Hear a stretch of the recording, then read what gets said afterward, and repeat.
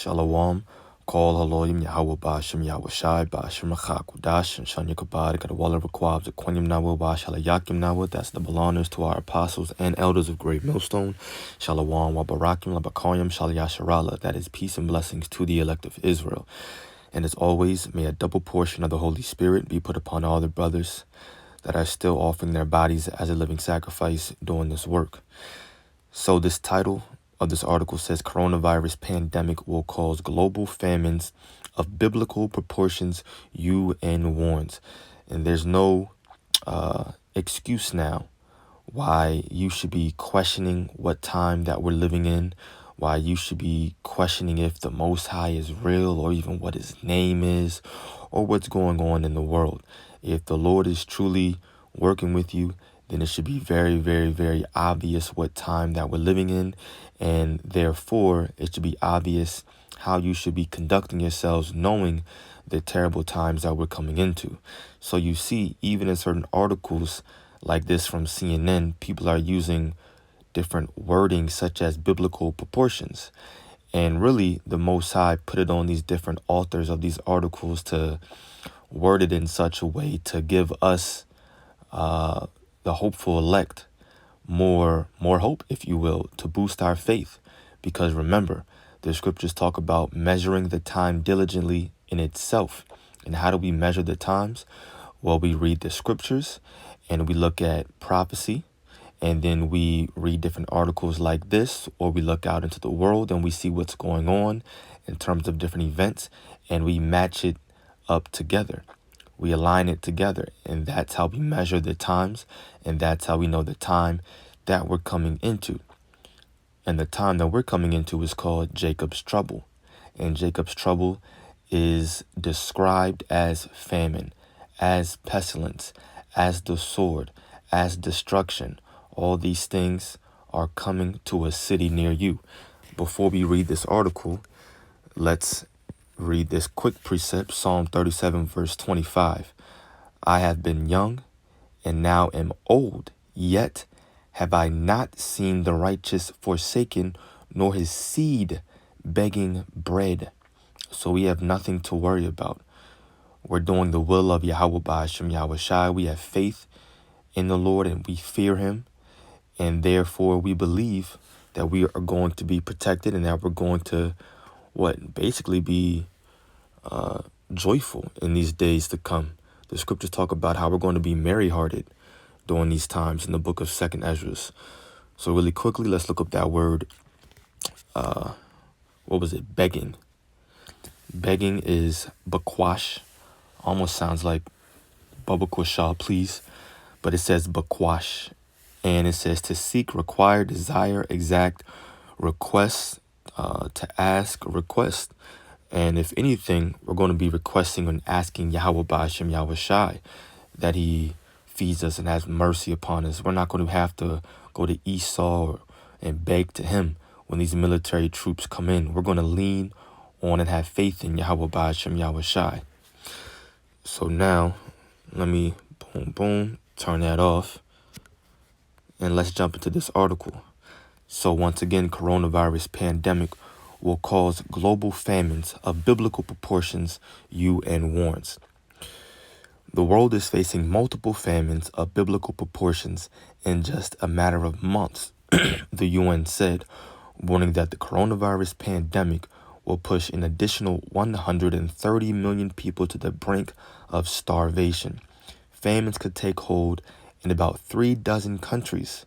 In a worst-case scenario, the executive director of WFP said in a stark address on Tuesday, 10 of those countries already have more than 1 million people on the verge of starvation. He cited conflict and economic recession, a decline in aid, and a collapse in oil prices as factors likely to lead to vast food shortages. And those are all different things that the Lord is doing in order to basically systematically, and we can just say economically, to take out the entire world. Just like how he plagued Egypt. It says, while dealing with a COVID-19 pandemic, we are also on the brink of a hunger pandemic. David Beasley told the UN Security Council, there is also a real danger that more people, check this out, there is also a real danger that more people could potentially die from the economic impact of COVID-19 than from the virus itself. And that's because of this virus. You have trucks that are shopping. You have trucks that are stopping. As a matter of fact, they're not even filled up to what they used to be. And remember, concerning crops and farming, remember last year and the year prior to that, all of the different mudslides that happened because of the rainstorms. And remember those huge wildfires that happened because of all those so-called natural events that took place last year. And even the year before that is when it started as well. Then a lot of crops weren't grown. Land wasn't fertilized. It wasn't fertile, I should just say. And a lot of different grains and corns and beans weren't grown. On top of that, now we have this COVID-19 thing impacting food and making shortages. It says when added to the 821 million people already chronically hungry, that scenario would push more than 1 billion people into dire situations. So we're talking about a global famine that's coming to the world right now. What I'm going to do is I'm going to post this article and I'm going to pause reading this one because I have two other ones that I want to quickly read. Actually, all I'm going to do is read maybe one or two paragraphs from each because it's talking about the same exact topic. However, this one gets into a more specific quote from this guy, David Beasley, who is the director of the United Nations World Food Program. So he says, or he warned Tuesday, that the world is on the brink of a hunger pandemic as it grapples with the global coronavirus crisis. He said that without action, the world could face multiple famines of biblical proportions within a short few months. And that's what I wanted to read from this article. It just goes into a little bit more of what the other one was saying. But this one was more of a more direct quote. He said, without action, the world could face multiple famines of biblical proportions within a short few months. Now, that's just him saying it. Am I saying it's going to happen in a quick, short few months? I hope it does, because it needs to happen for the kingdom of heaven to be established here on earth. But am I saying that's going to happen? No, I don't know. All I do know is that we as the hopeful elect need to continue to prepare ourselves to be in the midst of this. It could happen in a few months, and that would be great. But who knows at the end of the day? All we do know is that it's right around the corner because we see the signs. It says we are already facing a perfect storm due to wars like those in Syria and Yemen and more frequent natural disasters. Oh, yeah, exactly. Like I already mentioned, among other factors, he said. Boom, that's it on that article. And I want to read what this says from The Guardian. Once again, same exact topic, but we're going to read the third paragraph. And this is coming from the same exact guy, David Beasley. He says, we are not talking about people going to bed hungry. This is how bad we're talking about. He told The Guardian in an interview, we are talking about extreme conditions, emergency status, people literally marching to the brink of starvation. If we don't get food to people, people will die. And we've been saying this for years now. And now we are very quickly entering into the time of famine where millions of people globally are going to die because of famine. And that's just one plague. I mean, we're already seeing what? We've already saw pestilence due to this COVID-19. And this is just the beginning. There's going to be more diseases to come. And now we're going to see famine. And we're going to see millions of people die because of famine. But boom, that's it on that article. Like I mentioned, I'll post this one And you can read through it if you want, or just type it in, boom. But this is the time that we're coming into. Now let's jump over here. That was Psalm 37.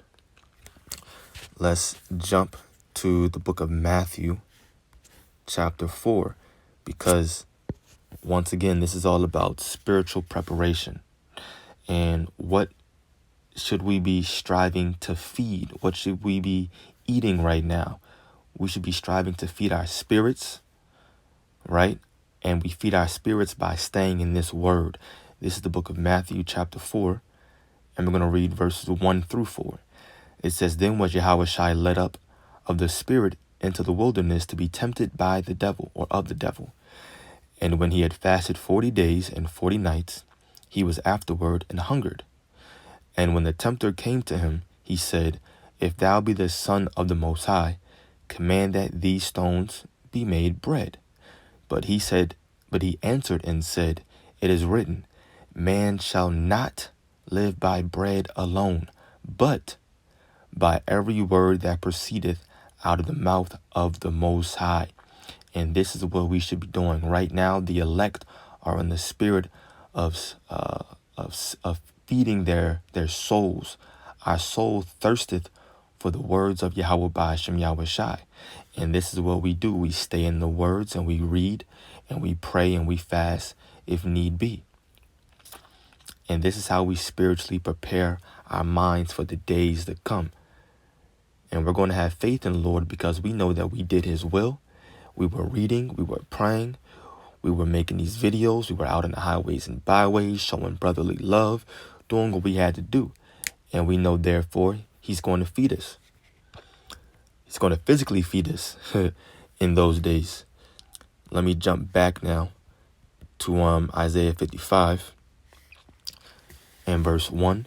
It says, Ho, everyone that thirsteth, come ye to the waters, and he that hath no money, come ye, buy and eat, yea, come, buy wine and milk without money and without price. And that's a metaphor or an analogy referring to these words, the scriptures, and the breakdowns that the Lord hath given to his prophets. Stay in this word, continue to read, and because guess what? You're thirsting for these words, and you're hungry for these words, then he's going to physically feed you in the days of famine, when all-out anarchy is happening, Jacob trouble. Now, I want to jump back over to Matthew, the 5th chapter. Oops, I always do that. 2 T's. Matthew, the 5th chapter.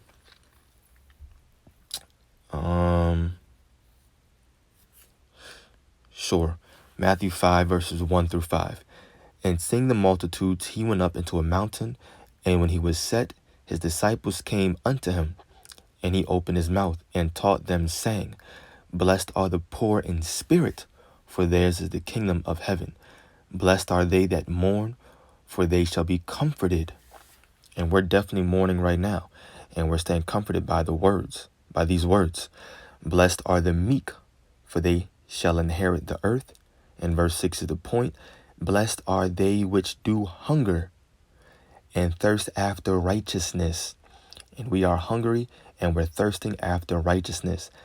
That's why the scriptures say, as a matter of fact, we'll just get it. Blessed are they which do hunger and thirst after righteousness, for they shall be filled. Now let me jump over. This is what I was talking about that I'll just get. This is the Lord's Prayer, Matthew, the 6th chapter. And it starts at verse 6, but I want to get right to the point. Oh, no, it doesn't. It doesn't start at verse 6. Salak, it starts at verse 9. Oh, yeah, I'll just read verses 9 and 10. After this manner, therefore, pray ye, Our Father which art in heaven, hallowed be thy name. Thy kingdom come, thy will be done in earth as it is in heaven. And that's the point right there. We are thirsting and we're hungry for righteousness because we want the ways to be the way it is in heaven. We want it to be that way on earth. And we're begging and we're thirsting for righteousness. And we're hoping that the Lord does destroy this place very soon, because If the Lord doesn't do that, then that means that, guess what? It just means the longer that we're here in America, the longer that we're oppressed, and the longer we have to wait for the kingdom of heaven to be established. We're doing our best right now to show brotherly love, to eat the right foods, to do the Lord's will, and we're striving to keep the most commandments that we can, knowing that we're not going to be saved by the law, but we're striving to keep it to the best of our capabilities. What's going to save us is having faith in Yahweh Ba'ashem Yahweh Shai. But with that being said, I pray that you all have been edified. Just remember that the way that we're going to be fed in these days to come is by eating and drinking these living waters and eating this word, eating this bread, which is the word of Yahweh Ba'ashem Yahweh Shai. So with that being said, call the law Yahweh Ba'ashem Yahweh Shai, Ba'ashem Rakakudash, double honors to our apostles and elders of Great Millstone. Peace and blessings to the elect. Shalom.